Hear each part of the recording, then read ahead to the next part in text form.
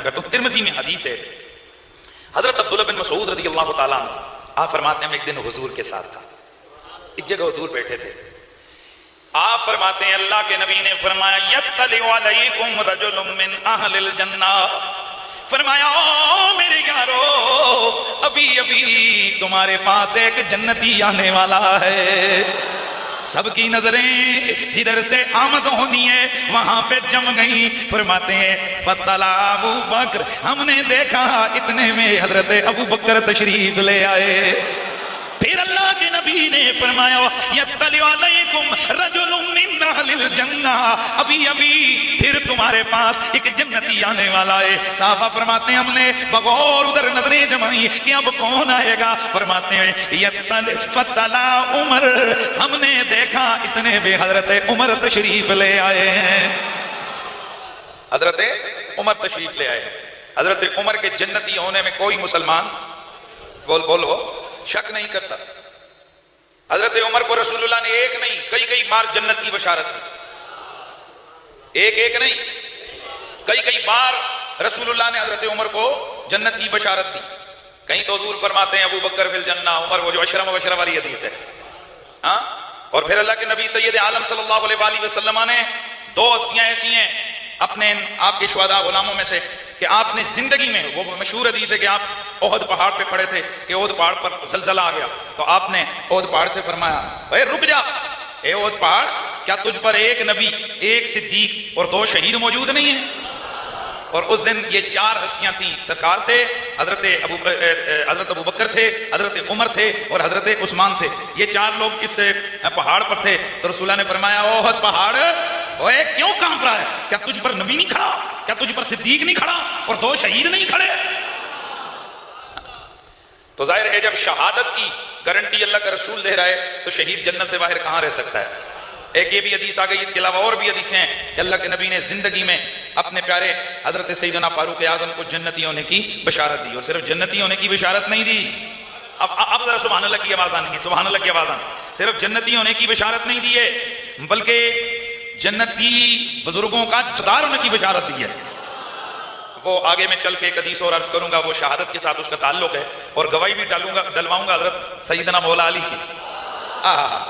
مزہ آئے گا آج حضرت علی اور امام حسن مجتبیٰ سے سیدنا فاروق اعظم رضی اللہ تعالیٰ عنہ کی شان میں آپ کے سامنے عرض کروں گا۔ بہرحال وہ باتیں آگے ہوں گی۔ تو حضرت عمر رضی اللہ تعالیٰ عنہ آپ قطعی جنتی صحابی ہیں، آپ بولیے قطعی جنتی صحابی ہیں۔ آپ کی شان یہ ہے کہ مسند احمد بن حنبل موجم الکبیر میں یہ حدیث ہے للطبرانی، حضور نے فرمایا ان السکینۃ تنطق علی لسان عمر، بھائی جب عمر بولتا ہے تو اس کی زبان پر فرشتے بولتے ہیں، ہائے ہائے، اس کی زبان پر فرشتے بولتے ہیں۔ اور ایک حدیث ابو داؤد شریف کی، وہاں پر ہے جعل اللہ الحق علی لسان عمر وقلبہ، اللہ نے عمر کی زبان پر بھی حق کو جاری کیا اور عمر کے دل میں بھی حق ہی حق ہے۔ دوستان گرامی ذرا سنیے، اور میں ایک آج مطالعہ کر رہا تھا، میں نے کہا چلیں آگے حدیثیں آپ کو ضرور سناتا ہوں۔ پہلے تو اللہ کے نبی صلی اللہ علیہ وسلم کی حدیث سنیں اور پھر خود فیصلہ کریں ان مبغضین عمر کے بارے میں کہ ان کی حیثیت کیا ہے۔ چند حدیثیں اللہ کے نبی سید عالم نے فرمایا، طبرانی کے اندر موجود ہے، ابن عساکر نے اس کو روایت کیا، حضور نے فرمایا ان الشیطان لم یلقى عمر منذ اسلم الا خر لوجهه، جس دن سے عمر اسلام لے کے آئے نا اس کے بعد شیطان جب بھی اس کے سامنے آتا ہے ڈگمگا کر منہ کے بل گر پڑتا ہے۔ دوسری حدیث ترمذی میں حضرت بریدہ رضی اللہ تعالیٰ عنہ فرماتے ہیں ان الشیطان لیفرن منک یا عمر، اللہ کے نبی نے حضرت عمر سے فرمایا اے عمر البتہ شیطان ضرور تجھ سے بھاگا کرے گا۔ اور ایک اور حدیث ہے جو حضرت عائشہ سے اللہ کے نبی نے فرمایا انی لانظر الی شیاطین الانس والجن قد فروا من عمر، میں قسم اٹھا کر کہتا ہوں میں نے شیطان جتنے بھی ہیں چاہے وہ انسانوں میں سے ہوں چاہے وہ جنوں میں سے ہوں وہ عمر سے بھاگ جاتے ہیں۔ اللہ کے رسول، اچھا ایک اور حدیث سنیے، اللہ کے نبی سید عالم نے فرمایا، یہ حضرت عبداللہ بن عباس سے روایت ہے، فرمایا ما فی السماء ملک الا وهو یوقر عمر، آئے ہائے اج نوریاں تے ناریاں دی وقت ہو جانی ہے۔ ادھر کان کھول کے سن لیجیے حدیث، سرکار نے فرمایا ما فی السماء ملک الا وهو یوقر عمر، اللہ کے نبی نے فرمایا اے لوگو آسمانوں پر کوئی فرشتہ ایسا نہیں ہے کہ جو عمر کی عزت نہ کرتا ہو. کوئی فرشتہ ایسا آسمانوں پر نہیں ہے جو عمر بن خطاب کی عزت نہ کرتا ہو. اور فرمایا وَلَا فِي الْأَرْضِ شَيْطَانٌ إِلَّا وَهُوَ يَفْرُقُ مِنْ عُمَرَ، اور زمینوں پر کوئی شیطان ایسا نہیں جو عمر سے خوف نہ کھاتا ہو. آئے ہائے ہائے، پتہ چلا حضرت عمر کی عزت کرنا یہ فرشتوں کی سنت ہے اور یہ نوریوں کی سنت ہے، اور شیطان حضرت عمر کے قریب نہیں آ سکتے. ایک اور حدیث ہے اللہ کے نبی صلی اللہ علیہ وسلم نے فرمایا یا ابن الخطاب، او خطاب کے بیٹے، والذی نفسی بیدہ، اور جس رب کے قبضے قدرت میں میری جان ہے، ما لقیک الشیطان قطو سالکا فجن الا سلک فجن غیر فجک.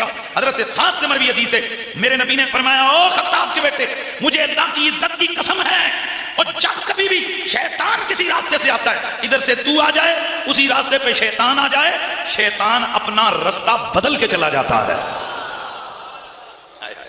تو پھر ذرا آواز آنی چاہیے نا کہ جن کا نام لینے سے شیاطین بھاگ جاتے ہیں، وہ جن کا نام لینے سے شیاطین بھاگ جاتے ہیں.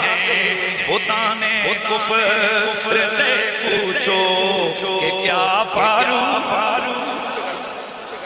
بتانے کفر سے پوچھو کہ کیا فاروق اعظم ہے. بتانے کفر سے پوچھو کہ کیا فاروق اعظم ہے. صحابہ کی جماعت میں جدا فاروق اعظم ہے. نبی کی ذات پر دل سے فدا،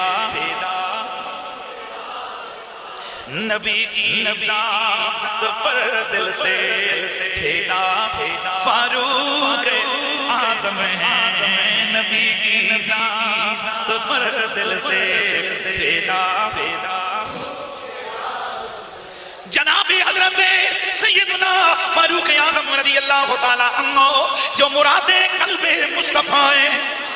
نبی نے اللہ سے جنہیں رو رو کے مانگا، نبی نے اللہ سے جنہیں رو رو کے مانگا، اور جس دل میرے نبی کی دعا قبول ہوئی، حضرت عمر اسلام لائے. میرے نبی نے خود فرمایا او عمر تو اسلام لے آیا ہے؟ جی یا رسول اللہ. فرمایا عمر میں آسمانوں پر دیکھ رہا ہوں، آسمانوں کے فرشتے خوشیاں منا رہے.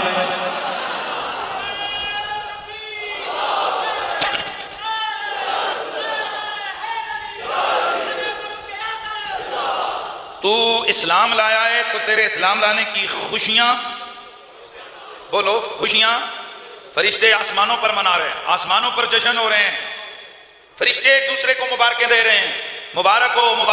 ارے بھائی کیوں؟ عمر اسلام لے آیا ہے.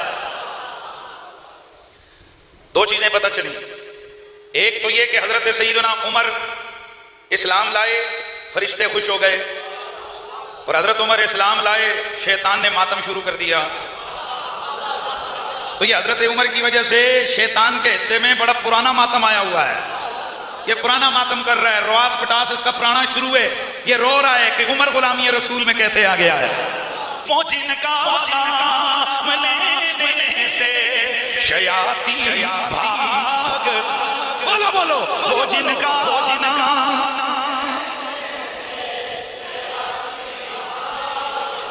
جاتے ہیں. بتانے کفر سے پوچھو کہ کیا فاروق اعظم ہے. بتانے کفر سے پوچھو اعظم ہے. بتانے کفر سے پوچھو کہ کیا فاروق